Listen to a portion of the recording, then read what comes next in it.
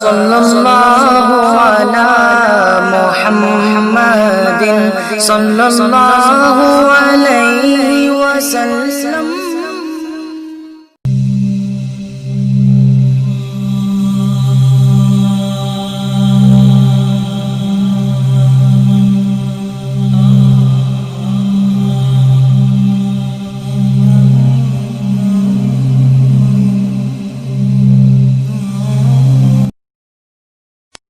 بسم اللہ الرحمن الرحیم۔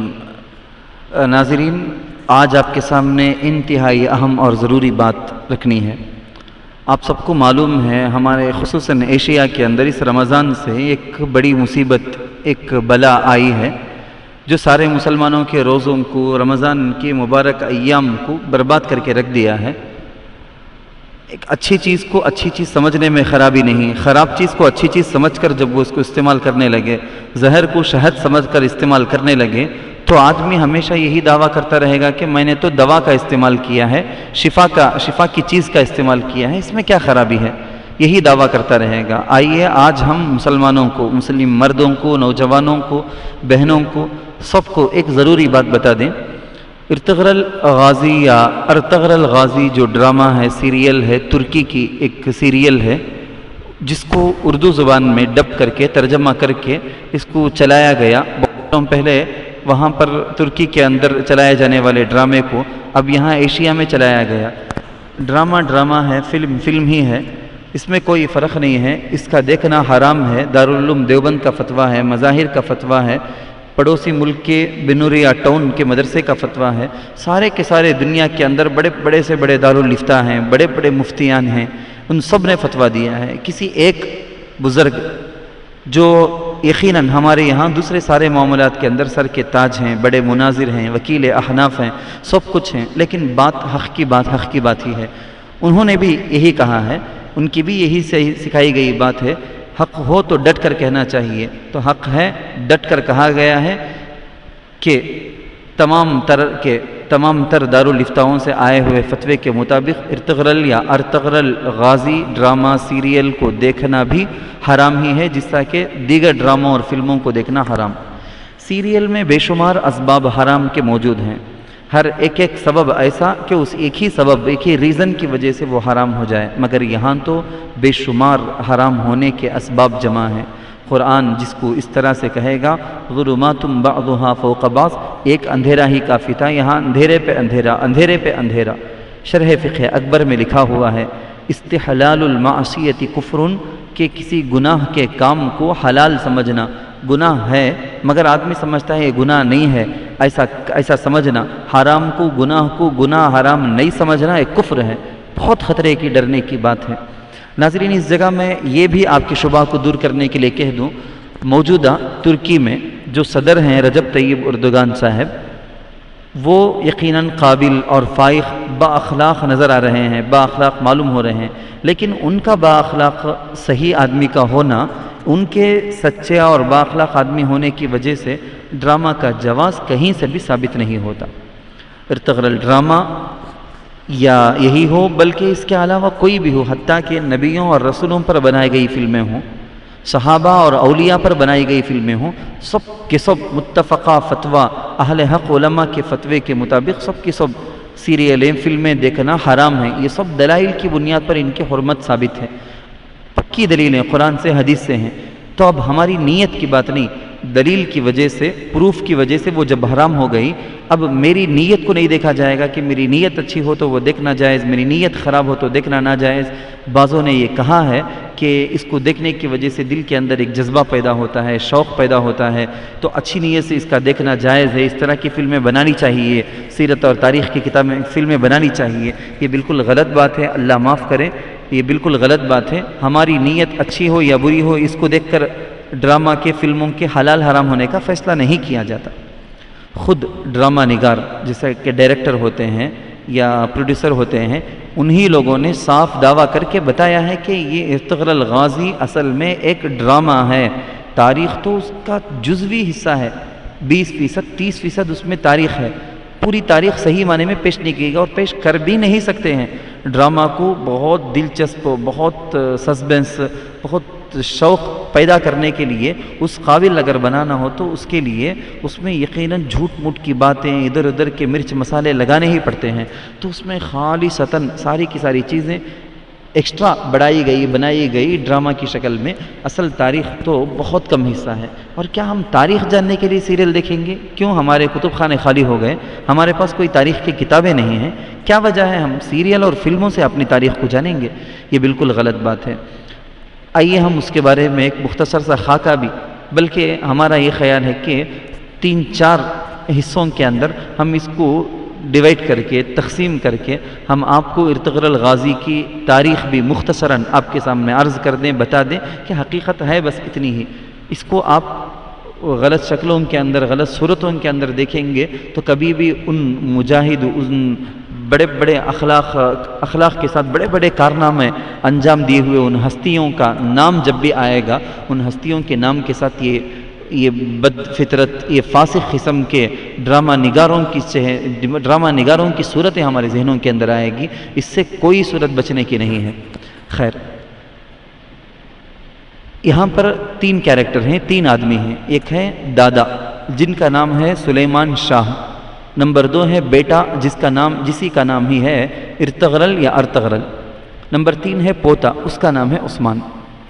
13ویں صدی عیسوی میں، 13ویں صدی عیسوی مطلب 1300 عیسوی میں، آج 2020 ہے، تو تقریباً 720 سال پہلے جب اسلامی دنیا انتشار کا شکار تھی، خلافت عباسیہ کمزور، منگول کے پے در پہ حملے، ترکی کے اندر دیگر کئی خانہ بدوش قبیلوں کی طرح قائی بھی ایک قبیلہ ہے جو خانہ بدوش قبیلہ تھا، اس قبیلے کا مشہور اور پہلا سردار سلیمان شاہ تھا، اسی کے بیٹے کا نام ارطغرل تھا۔ یہ ترکی کا لفظ ہے جس کا معنی کا معنی آتا ہے آدمی، اور تغرل کا معنی عقاب پرندہ، جو بہادر شکاری پرندہ ہے۔ اب معنی یہ ہوتے ہیں ارطغرل یا ارطغرل کا ایک شکاری آدمی، شکاری ہیرو۔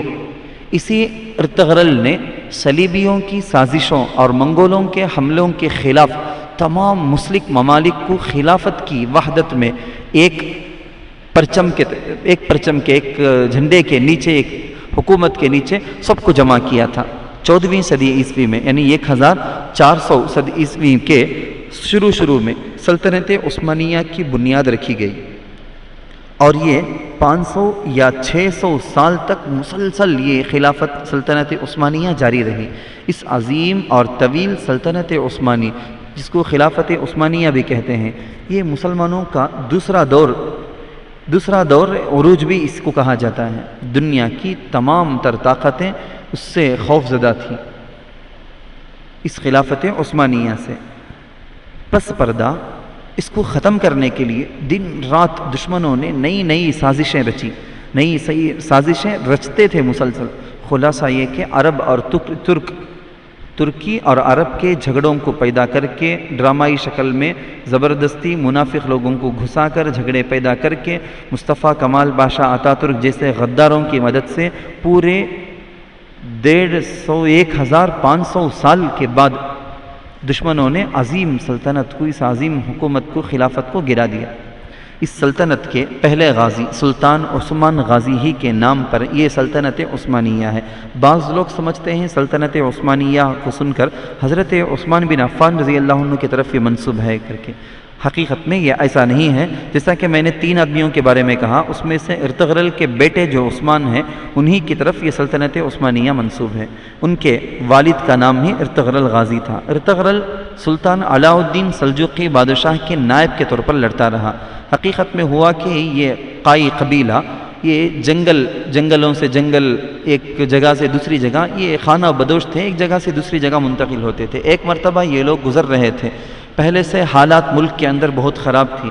ان لوگوں نے دیکھا کہ سلجوقی سلطنت کے سلطان علاء الدین بادشاہ اور اس کے لشکر یہ سب کے سب لڑ رہے ہیں صلیبیوں سے، عیسائیوں سے۔ دونوں کی زبردست جنگ چل رہی ہے، بڑی خون ریز جنگ تھی۔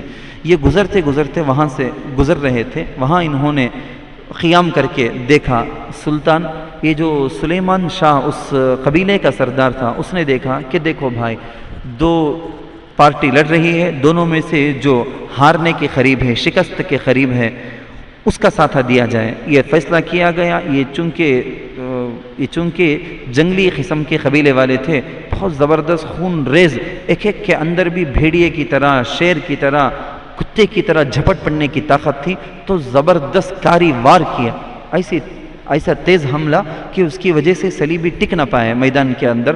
وہ جیتتے 99% جو جیتنے کے کامیابی کے قریب تھے، وہ اس قبائل کی مدد سلطان علاء الدین کو سلجوقی کو ملنے کی وجہ سے وہ صلیبی ہار گئے، ان میدان سے ان کے پیر اکھڑ گئے۔ سلطان علاء الدین سلجوقی نے دیکھا کہ یہ قبیلہ اور اس کے سردار کی بات مان کر یہ قبیلہ جیسا حملہ کیا اس کو بہت پسند آ گیا۔ اگرچہ کہ سلطان سلیمان شاہ کا خیال بھی بہت اچھا تھا، اس کی نیت اچھی تھی کہ اسلام اور مسلمانوں کو طاقتور بنانا۔ سلطان علاء الدین کے بھی اچھے خیالات تھے۔ ان دو نیک مقصد لوگوں کی آپس میں ملاقات ہوتی ہے تو سلجوقی سلطنت کے بادشاہ نے اس کے قبیلے کو جاگیریں دے کر، بہت ساری زمینیں دے کر اس کو ٹھہرایا، اور یہ بھی کہا کہ دیکھو ہمارے ملک کے سرحدی علاقوں میں جتنے بھی دشمن حملہ کرتے ہیں آتے ہیں، ان میں سے ایک ایک کو حملہ کر کے ایک ایک علاقے کو فتح کرنا ہے۔ اس ترغیب پر سلیمان شاہ اپنے قبیلے کو لے کر مسلسل لڑتا رہا، اس نے یہ کیا۔ دیگر قبائل کی طرح یہ قبیلہ بھی ایک جنگجو قبیلہ تھا، مگر اس قبیلے کے کارناموں کو دیکھ کر جتنے بھی دیگر قبائل تھے وہ سارے دوسرے قبیلے والے لوگ اپنے اس قبیلے کے قابل آدمی کو دیکھ کر سب کے سب خانہ بدوش قبیلے اس کے ساتھ آ گئے۔ آج ہمارے مسلمانوں میں یہ بات نایاب ہے، بالکل مل ہی نہیں سکتی ہے، دیکھ ہی نہیں سکتے ہیں۔ کوئی مسلمان سارے مسلمانوں کی مدد کے لیے کھڑا ہوتا ہے، کسی برائی کو ختم کرنے کے لیے کھڑا ہوتا ہے تو ساتھ دینے والا کوئی نہیں ملتا اس زمانے کے اندر۔ فطرت یہ ہے کہ جب کوئی آدمی اچھا کام کرنے کے لیے کھڑے ہو، اس کے سپورٹ میں دوسروں کو کھڑا ہونا چاہیے۔ وہ ایک اپنے لیے نہیں کھڑا ہوتا، سارے مسلمانوں کے لیے وہ کھڑا ہوتا ہے۔ الخیر، ایک طرف علاء الدین سلجوقی بادشاہ، زمانہ گزرا، ایک جنگ میں ان کی شہادت ہوتی ہے، ان کا بیٹا غیاث الدین سلجوقی، ان کو بھی تاتاریوں کے ہاتھ مار دیا گیا۔ اس کے بعد ہاتھ بدلتے بدلتے یہ سلجوقی سلطنت ہی کو، اس حکومت ہی کو تاتاریوں نے الٹ دیا اور اس پر وہ قابض ہو گئے۔